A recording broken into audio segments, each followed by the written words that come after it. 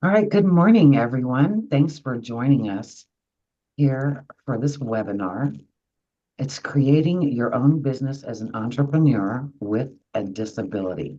We are very excited to have people here to learn about all of the different programs that are available for people with disabilities and the general public, where we can actually help you develop a business.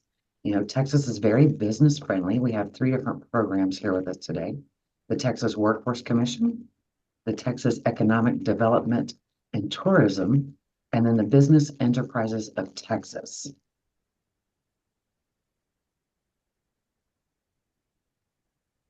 And I just want to read this about the Governor's Committee on People with Disabilities.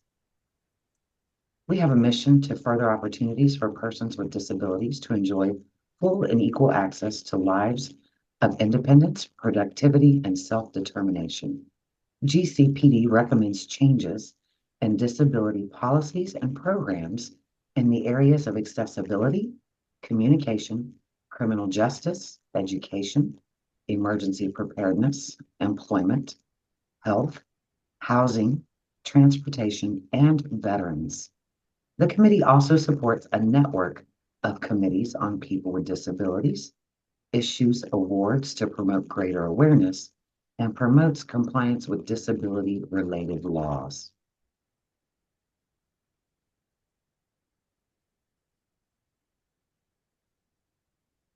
And here's some general information. The chat has been disabled in the Zoom because it's in webinar mode. So please use the Q&A tool on the bottom if you have any questions for presenters. Most questions will be answered at the end of the webinar. As you know, the presenters may have already covered some of your questions while they're presenting. And if there is time, I'm sure they may be able to answer individual questions. After this webinar, you will get an automated email from the Zoom with a link to our GCPD page where you can access this webinar recording and other materials. There will be a survey link that you can click on to give your feedback on how we can improve. As always, we want to hear from you with any ideas and future presentations you'd like to hear from us. Now, I'm going to turn it over to our presenters and have them introduce themselves and proceed with the presentation. Go ahead.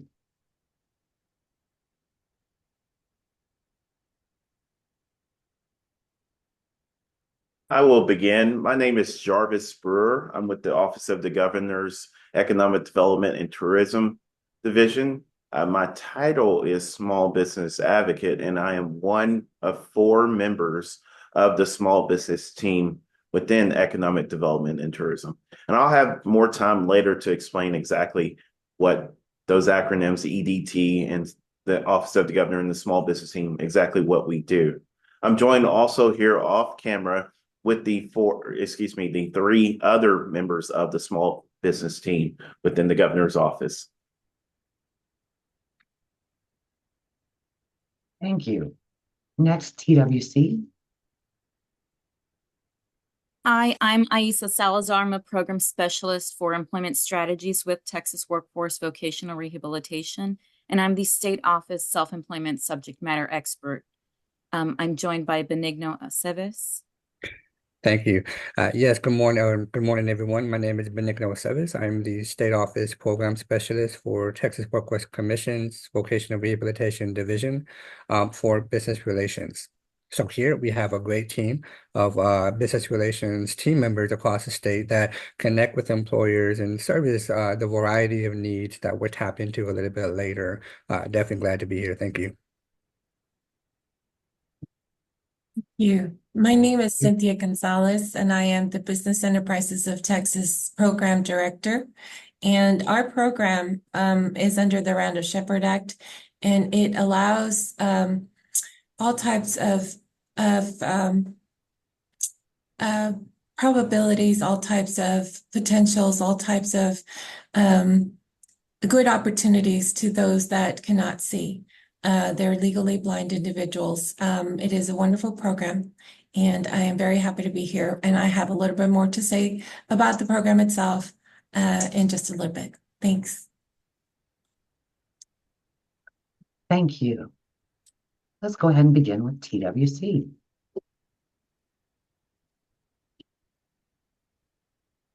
Self-employment services. Next slide.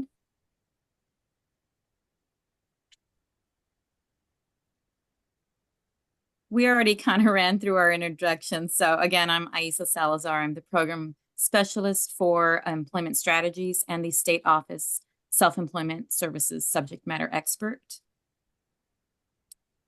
And again, my name is Benigno Aceves, and I'm the State Office Program Specialist for Business Relations. Next slide.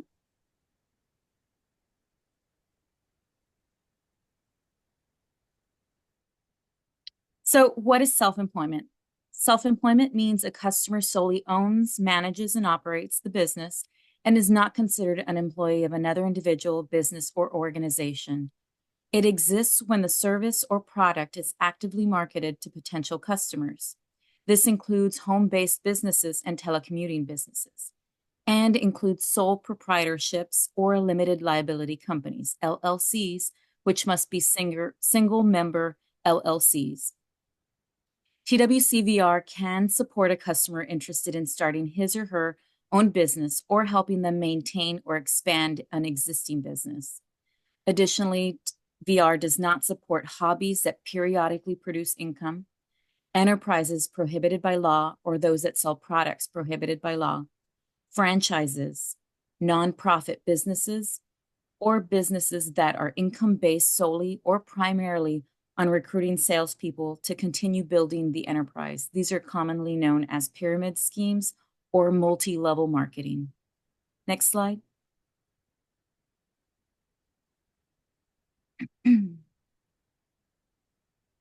So why choose self-employment? Self-employment allows for choice and control, the use of natural skills and talents, expanded work opportunities, accumulation of wealth, and independence and creative freedom. All VR services are based on and should be consistent with a customer's unique strengths, resources, priorities, concerns, abilities, capabilities, interests, and informed choice. Next slide. There are 3 types of self-employment available to VR customers. We have simple self-employment. These are for independent contractors and subcontractors. Comprehensive self-employment. It's any self-employment in which a customer is not an independent contractor or subcontractor, and it covers customers who do not meet the criteria for supported employment. We also have supported self-employment, and these are for customers who meet the definition of most significant disability and qualify for supported employment wage services. So what can TWCVR purchase? Oh, I'm sorry, next slide. What can TWCVR purchase under goods and services? Advertising, business plan evaluation, business planning assistance, initial inventory and supplies, business-specific legal fees, maintenance, rent or lease payments, tools and equipment, and utilities. Next slide.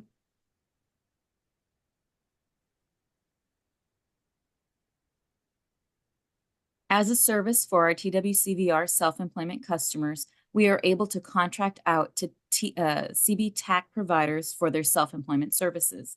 CB TACs are certified business technical assistant consultants, and they're certified by Griffin Hannes to assist our TWCVR customers with their self-employment cases.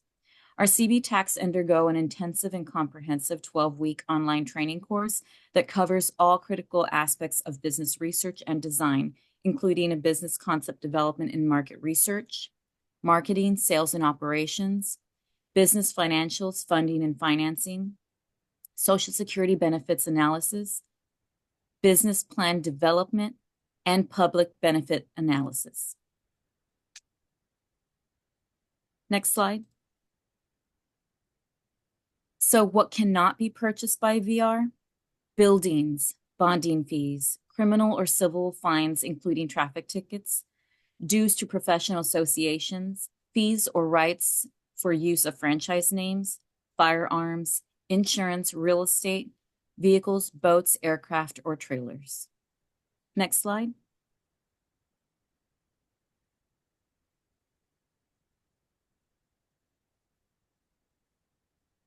It's important to note that every TWCVR case is individualized. No two disabilities are the same, so no two cases are the same. Services are based on the customer's individual disability needs and support. So we received a few questions before the presentation. Another note is individuals with Social Security benefits. Once an individual is receiving VR services, we do recommend meeting with a CWIC. A CWIC is a Community Work Incentives Coordinator who is trained and certified by the Social Security Administration to provide accurate and comprehensive information about Social Security work incentives, benefits, and employment support programs. So TWCVR may provide this service to a customer so they can get the most accurate information that may or may not affect their benefits. We got a second question that is asking, is there any additional eligibility criteria beyond the normal VR criteria for self-employment? Yes. So if you're interested in receiving TWCVR services, you must apply for VR services first and be determined eligible. Once you're determined eligible, you can discuss your self-employment interest with your vocational rehabilitation counselor. And the third question we got was, if guardianship is involved, how does that impact self-employment goal? Can parents, guardians co-own the business to support the customer? So as part of our policy, TWCVR cannot support general partnerships, only single member LLCs. Next slide. And I'll hand this off to Benigno. Thank you, Raisa. So next slide, please. So as part of the business relations team within the vocational rehabilitation division, we work closely with employers across the state of Texas to meet their needs in recruiting, workplace accessibility, and creating inclusive environments. And even as self-employed entrepreneurs, these services also apply to you as business owners. You see, we offer a wide range of supports from disability awareness trainings to worksite analysis and accommodation assessments. All previous slide, please. Thank you. Yes, we can stay on this slide. All aimed to sorry about that. All aimed in helping you succeed. And so I want to take a moment to kind of highlight some of the services that we offer to you as self-employed employment as well as business owners. Can we go to the previous slide, please? Thank you. So let's go ahead and talk and touch on some of the services that we offer to businesses. I'm sorry, I'm not too sure what's happening, but we'll go ahead and just kind of talk about. Sorry, it's on an auto. No, you're fine. Yeah. You're fine. Awesome. Thank you so much. Okay. So in a nutshell, we offer a wide range of services to businesses, which in this case also apply to you as business owners. Some of those services could range anywhere from disability awareness and trainings for you as a company. Yes, you as an entrepreneur may be very familiar and know exactly what you need as having to due to your own disability. But in case you want to start to recruit other individuals with disabilities, we can also provide you as a business that type of awareness and education. We as an agency can also help with recruitment for any open positions that you may have within your business, depending on the size. We always like to say you as a business has openings and we as an agency has qualified talent to be able to match those open positions. And so we also can work with you all in a variety of services, such as work-based learning, which is basically in a nutshell, paid internship by our agency. If you have a position that you would like to get filled temporarily or perhaps part-time, we can definitely work in collaboration with you to build a pipeline of talent that will be able to work within our work-based learning program and then possibly even lead to permanent employment. But also we can refer you to our workforce partners that can also provide additional services such as adult education and literacy, as well as a multitude of other services that our workforce collaborators also can offer you as a company owner. So in a nutshell, we want to ensure that we're providing services not only to you as an individual with a disability, but to you as a business owner. Here on this slide that we're showing here is for any individual who's looking to tap into this journey of starting your own business, or even if you already have a disability and you currently have a company, you want to expand or you want additional supports to sustain that business, contact us today. We want to hear from you. We want to collaborate with you. So what you can do here is go ahead and scan the QR code, which will take you to our VR office locator page, or you can type in vr.office.locator@twc.texas.gov. And here on this webpage, you can type in your zip code and locate the closest office that's in your area where you can either walk in or contact us to let us know that you're interested in learning more about our agency and how we can support you as a business owner. Thank you. Thank you, Benigno. Again, my name is Cynthia Gonzalez. I am the Business Enterprises of Texas Program Director. I would like to let you know a little bit about our program.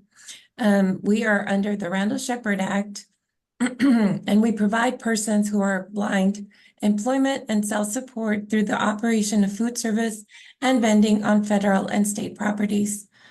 The Texas Workforce Commission and the BET program recruit, train, license, and place individuals who are blind as operators of vending facilities located on federal and other properties.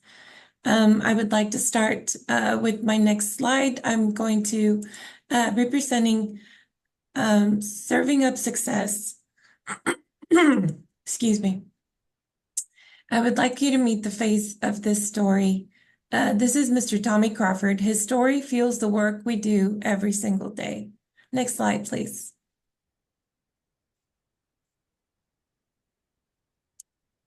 Next slide. Thank you. For over 35 years, Tommy Crawford has defined the limitations and proven that opportunity arises from determination and not sight.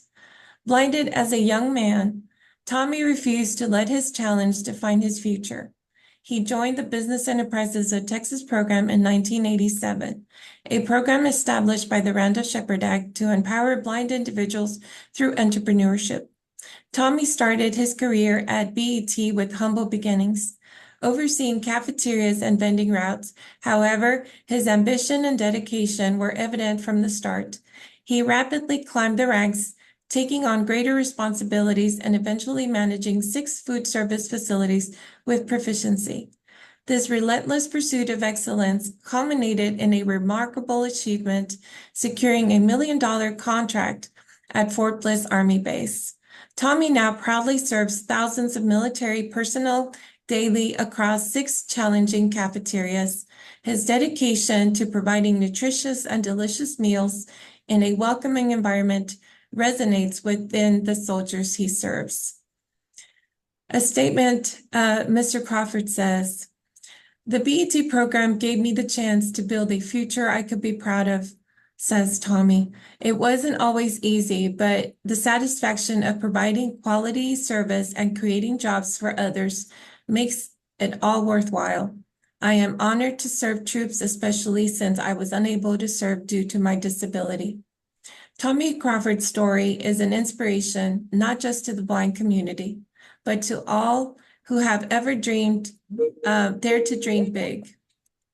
Through the Business Enterprises of Texas program, he transformed his aspirations into reality, demonstrating the power of opportunity and boundless potential that resides within us all. Next slide, please.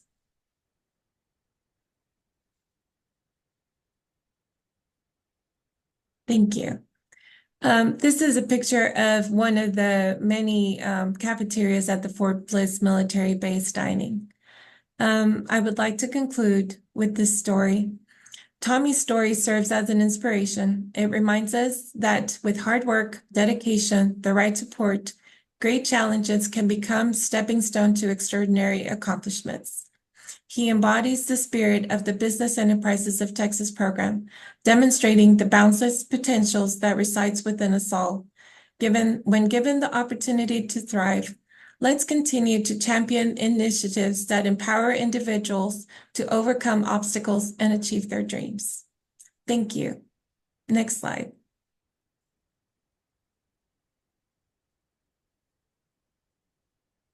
Again, that concludes my presentation. Thank you so much. If you have any questions, by all means, I am here to answer. Thank you.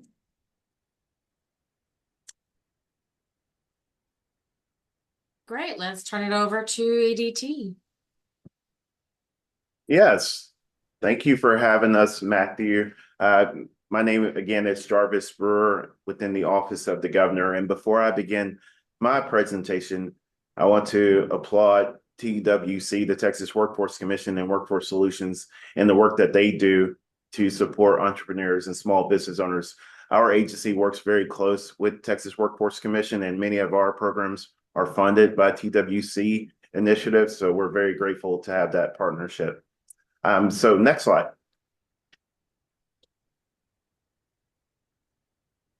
As I begin, I want to explain a little bit about EDT, Economic Development and Tourism. Next slide.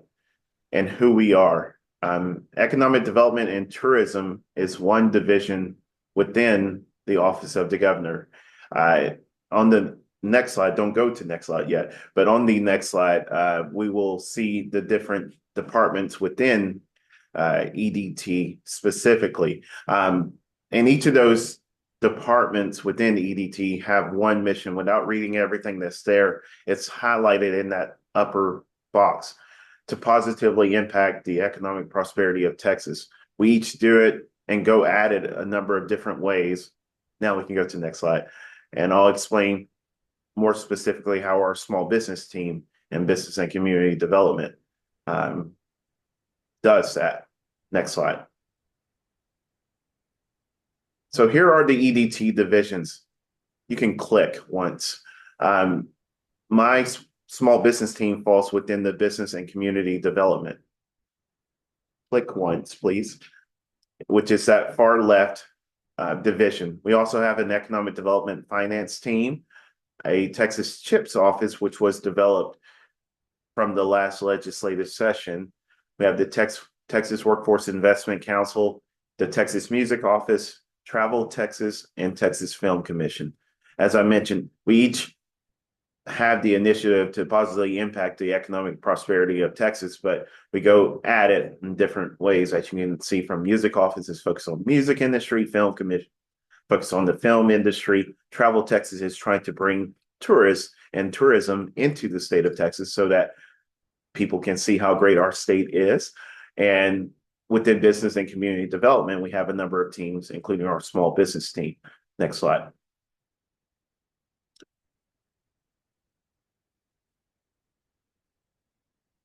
So among those teams within BCD, or Business and Community Development, as I mentioned, is our Small Business and Permit Assistance team.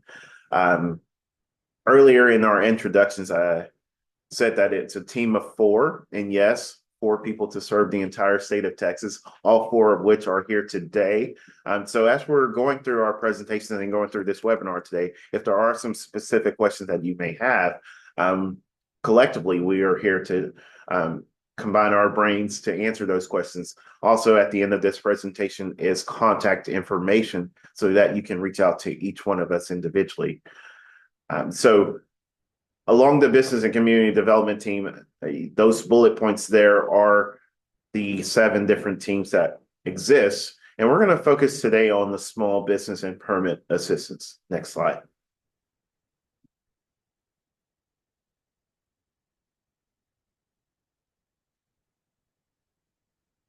So within the Office of Small Business Assistance, or OSBA, we do a number of activities, which includes some of our guides that we create in-house, 2 of which are photoed there. We have our Texas Business Licensing and Permits Guide. That guide is a handbook, a guide that we develop every 2 years following a legislative session. So it contains all of the licenses and permits for each for each industry. So let's say that you want to start a restaurant, you can go into the restaurant section of this guide, and it will list various licenses and permits that someone operating a restaurant may need to have. Let's say that you want to do crafts. There's a section in there for crafts, and even woodworking. So this guide has the most relevant or most up-to-date As I said, it's developed every 2 years as legislatures create new laws, repeal old laws, and we developed this following that session so we can provide the most current licenses and permits that entrepreneurs need to have by industry. Also pictured is our small business handbook. That is a handbook of items from A to Z that an entrepreneur or small business owner could benefit from having, whether it's information about even early stage, how do I even register a business? What business type or entity type should I choose, an LLC versus a DBA? Finance is a big item. There's some finance information in this handbook. Marketing, workforce, you name it. There are many different common topics addressed in this handbook, and we are actually in the middle of revamping and promoting a new version of this handbook as well to include some new programs that have rolled out post-pandemic. In addition to our guides and handbooks, we do small business events. Skipping down to the bottom, our governor's small business summits. In fact, just yesterday, at this time yesterday, our small business team was hosting a summit in New Braunfels, Texas. At these events, we work with community partners to develop an agenda of topics that are relevant to that community. We bring in subject matter experts to speak on those subjects and to address challenges that small businesses are having in that community.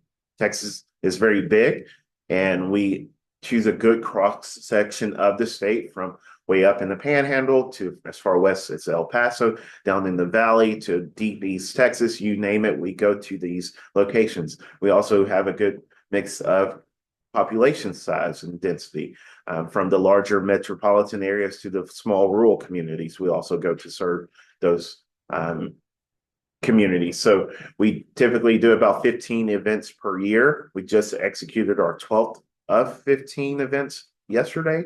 We have 3 more, which next slide. You can view our map of locations and dates. Next slide, please. Yes. So remaining, we have an event in 2 weeks, 2 weeks from today on Halloween in Sweetwater, Texas. Our November event will be in Wichita Falls, up north near the Oklahoma border. That one will focus on veteran-owned businesses. And then we'll close out the year in Kaufman, Texas on December the 5th. We also will be promoting a new list, a new slate of locations and dates in early January. So stay tuned. We would love to have you come to one of our events. If there is a need for any kind of accommodation, such as an interpreter, please let us know so that we can secure that. All of our venues that we utilize are ADA compliant. Next slide.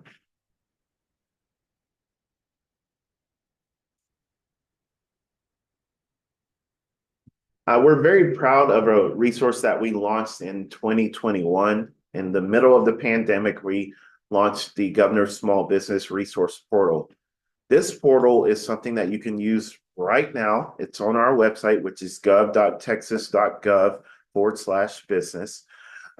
Going to the portal, you can answer a few questions about yourself, your industry, and this portal is really a 5th member of our small business team.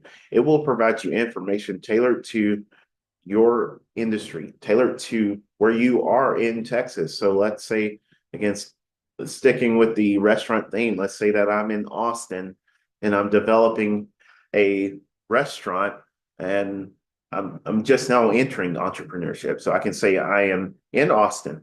I can say I am less than 1 year old. I'm starting a business. I'm going into the restaurant industry. And then you can say, what is your need? And say, I am looking for financing. I'm looking for networking. And I saw a question earlier from Jason Shaw here. Let's say that I do have a disability. I can answer these questions, again, specific to Austin or the state of Texas. And if I'm looking for networking, maybe the Texas Deaf Chamber of Commerce is an opportunity for me to join like-minded individuals who may have similar backgrounds as I. So it's a phenomenal resource that we developed a few years ago. And as you can see down at the bottom, 40,000 people have utilized that resource since we launched it. And I love the other three members of the team, but I don't know if they are assisting 40,000 people. So we're very proud of this. It works nights, weekends, and holidays. So definitely cannot stress it enough and encourage it enough to use our small business resource portal. Next slide.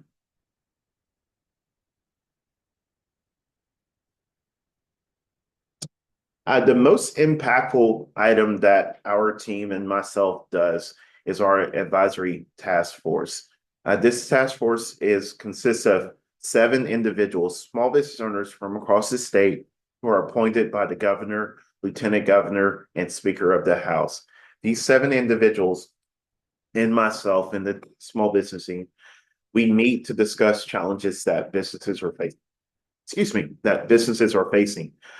These individuals are in different parts of Texas, from again El Paso to San Antonio, and they're in different industries themselves, from restaurant and food service to construction, IT, and they have varying demographic items themselves, whether it's woman, minority, and so they will typically have some challenges that are similar, but some that are unique to their own situation, industry, or location. And so we meet to discuss these items, and then not only discuss what these challenges are, but we also discuss what are some solutions to these challenges. By doing that, we develop a report that we submit before the legislature to hopefully address these challenges at the legislative side. Again, this is the most impactful way to continue to make Texas a great place for entrepreneurs and small business, and it's coming from the voice of current small business owners. Next slide.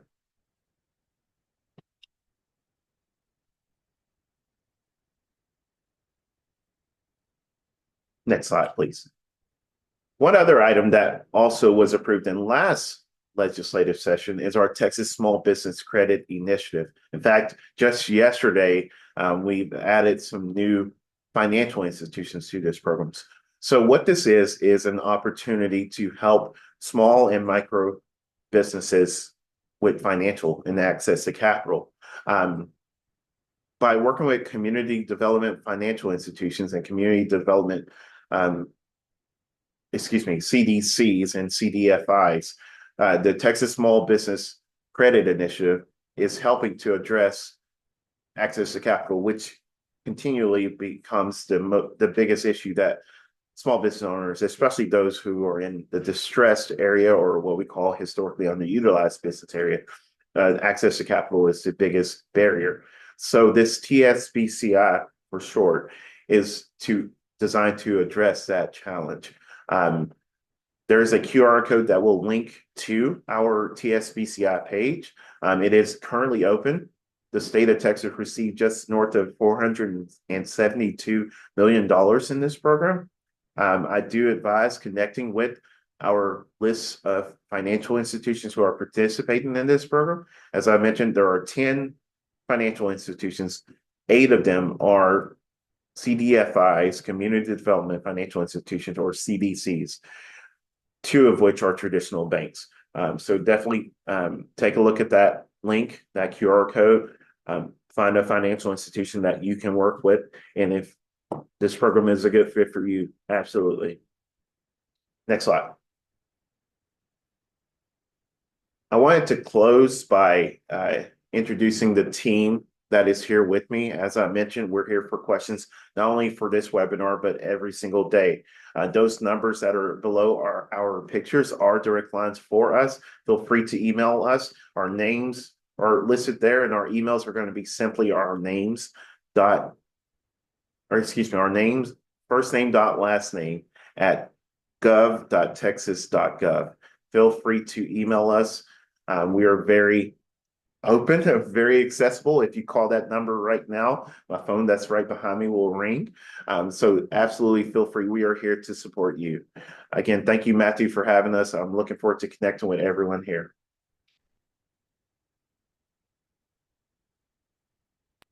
Next slide and close.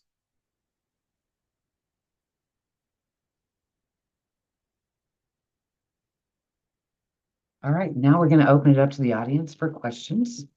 We do have some previously asked questions already ready. And if people are still thinking about your questions, please go ahead and type them into the Q&A box. So the first question that we currently have is for Jarvis. One person would like to know what is the maximum amount of money that they could actually receive from the state, this program, or a federal program even. How much is the limit, if you know? Yeah, so we get asked questions similar to this quite often. And I first want to address the state or the government in just nomenclature.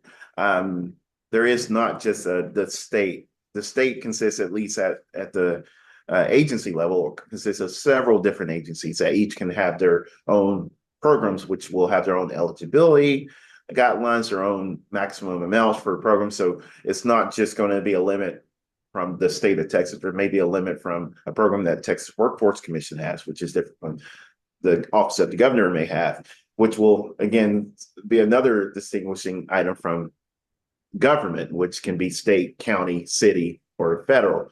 Each program at each different level can have their own maximum or minimum requirements. I'll address the most common programs, which actually come from the federal level and the U.S. Small Business Administration, or SBA. The SBA has two loan programs that are very common called the 504 and the 7A. For either of those programs, the minimum amount that someone can apply for these long-term loans is $500. The maximum amount for that program is $5 million. However, as I mentioned, programs can start and be created for various different reasons. For example, during the pandemic, two programs that really were popular then and helpful then were the Economic Injury Disaster Loan and the Paycheck Protection Program. Each of those had their own individual maximums. And to answer the question about whether you can apply for multiple, absolutely. If you're eligible, especially for grant reasons, which the difference between a grant and a loan is usually a grant doesn't have a payback component or interest component. And if you're eligible, if it's for a specific reason, like the pandemic where your business may have been affected, and this can be funds to help your business recover, absolutely take advantage of it. That's what the funds exist for. So typically there won't be a maximum of, well, you took advantage of this program, you can't take advantage of this. They will all have their own individual eligibility requirements. So to just answer that question directly, there is not necessarily a maximum. It will depend on the program to which you're applying for, and that individual program may have a maximum.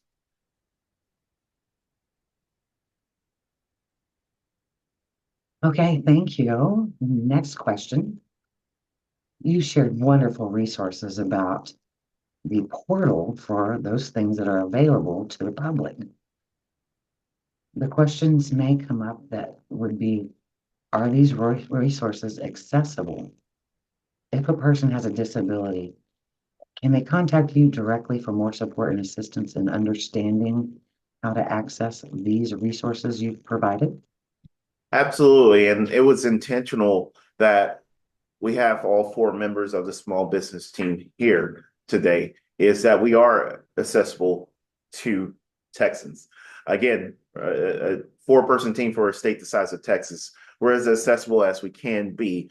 But if there is questions, quite literally provided our email addresses directly, our phone numbers. So definitely feel free to reach out to us as necessary. We are here to serve you. As far as the portal and its accessibility, if there are some challenges with obtaining that information, the information that is in there was put in there by our team and the past team members. So we do have that information as well. It's just another item if our staff has a work schedule.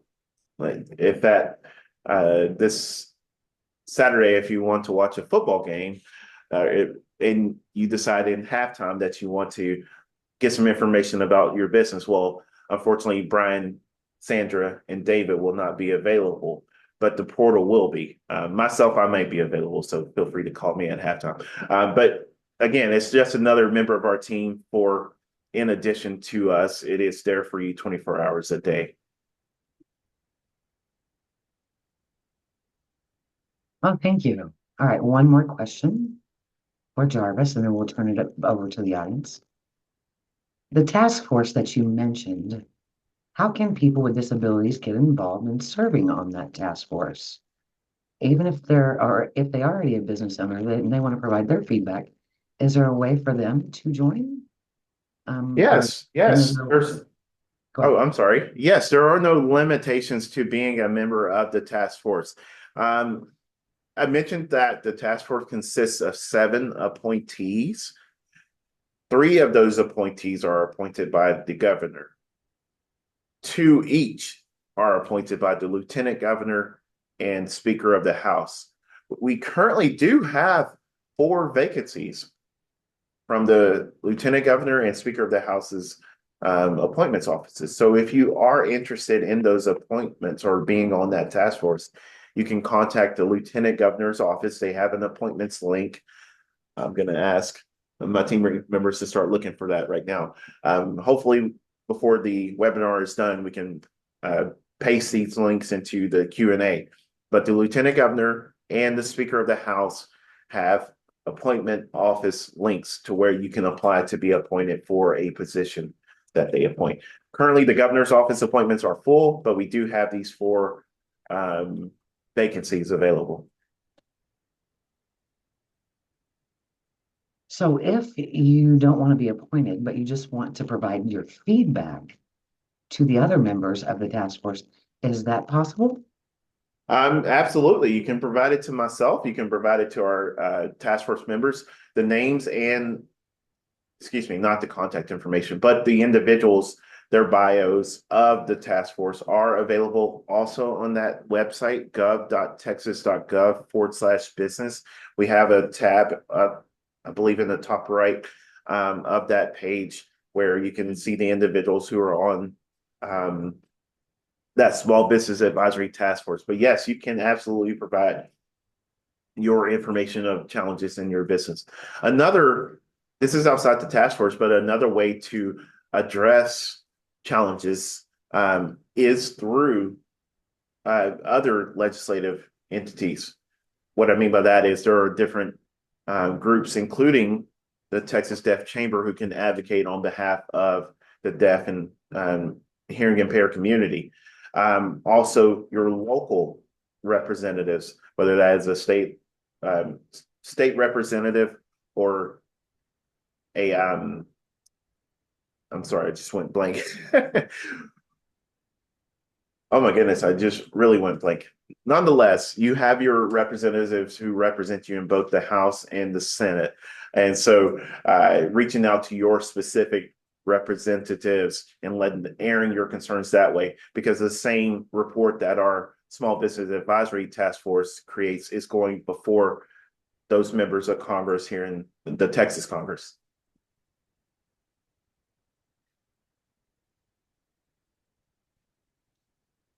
All right, we have another question, and it's going to be for TWC. We'll go ahead and switch interpreters now.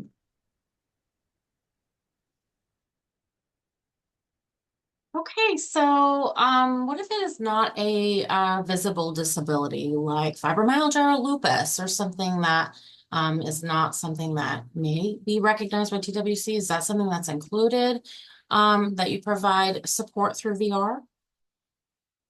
Possibly, I'm sorry, this is Aisa. There is no set list on disabilities. What we do is when you apply for services, we'll request medical records and determine the impediment to employment.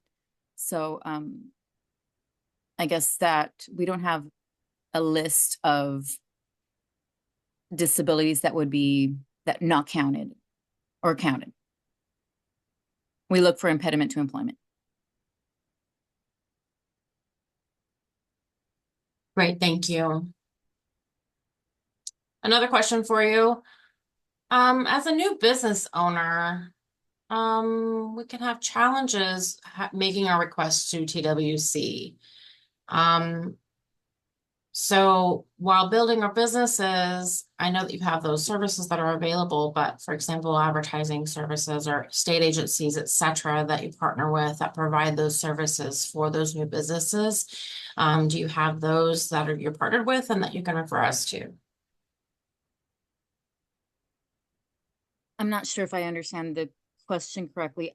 Are you asking if we have contractors that provide advertising services? Not exactly. I was asking more business vendors and state agencies that an individual who has their business they could maybe get support through various vendors and state agencies. And if they want, say, advertising for state agencies, they might have contractors or vendors. They can use those services more frequently, and a business owner can, with people with disabilities that own businesses can use those agencies or contract with them or get more recommendations or services to their business or traffic to their business. If I'm sorry, if the question is if we can pay for advertising for a self-employment business, then the answer is yes, it's part of our list of services that TWC can provide. Okay.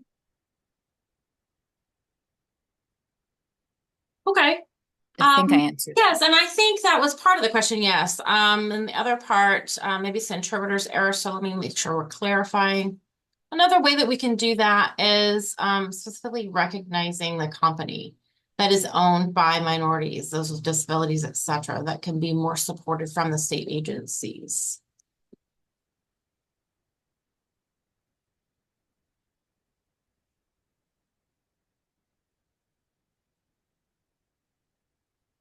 Like, for example, under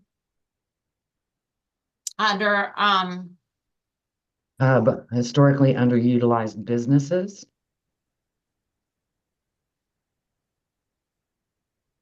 so perhaps those business owners might be woman-owned, they might be people of color, et cetera. So they're able to get more business from the state agencies. How can they achieve that? How can they make that happen?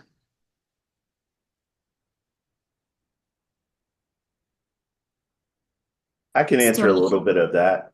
thank you. Yes. So the HUB program, historically underutilized business program, is administered by the Texas Comptroller of Public Accounts, another state agency. And the purpose of that account is somewhat to level the playing field for the eligible protected classes. Those eligible protected classes includes minorities, women, and disabled veteran-owned businesses. Essentially, by getting HUB certified, state agencies and state public universities, so all of the agencies that are listed here and more, the Texas Workforce Commission, the Office of the Governor, the Comptroller themselves, and every state university, Texas A&M, Texas University of Texas, Texas Tech, and all of their system universities must use best efforts to utilize HUB certified contractors before exploring non-HUB certified. So it provides a competitive advantage to these HUB certified businesses. So it is a very useful item, especially if you have a product or service that you intend to do business with a state agency or state public university. Being HUB certified does provide an advantage.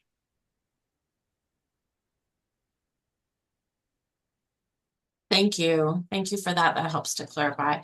Yeah, so go ahead and get certified, sign up to do that HUB certification, and to take advantage of those benefits. Are there any more questions from the audience? I see one from Texas Chamber of Commerce. Can a deaf business owner, a disabled business owner be included as under the HUB certification, currently, as far as I know, there's a process for that because it requires legislative action. The legislature has to pass a law that says, yes, we want disabled business owners to be considered HUB certified. So we want to get that passed into law. We have to work with the legislatures to do that, governor and everything to work that out.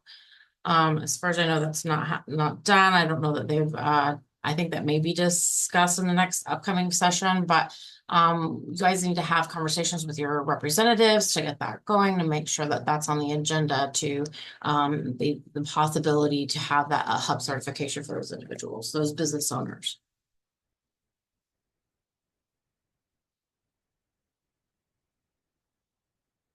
Okay, so let me see. I think we have concluded with questions, so we'll just go ahead and wrap up early. Thank you everyone for attending and learning about the programs that are here and available. If you do have any more questions, you can contact those that they apply to directly. We've all made ourselves available for that. And when we're finished here, we will email everyone here so you can watch the presentation as it was recorded. And we appreciate all of you for your time and for attending, and all the presenters as well. We hope everyone has a wonderful day. Thank you. Thank you. Thank you. Thank you, everybody.